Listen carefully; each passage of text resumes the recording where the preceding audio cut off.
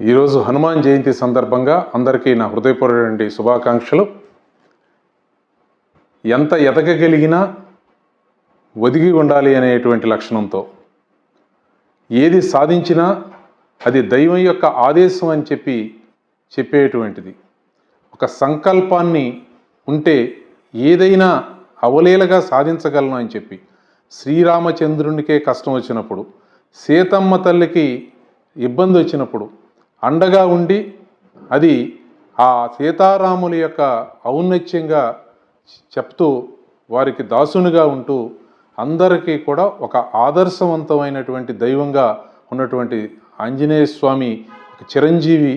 ఆయన యొక్క జయంతి సందర్భంగా ప్రతి ఒక్కరికి కూడా ఆయుర ఆరోగ్యాలు ఐశ్వర్యంతో పాటుగా ఆ హనుమంతుని యొక్క ఆశీస్సులు లభించాలని చెప్పి కోరుకుంటూ మీ గుట్టిపాటి రామకృష్ణ ప్రసాద్.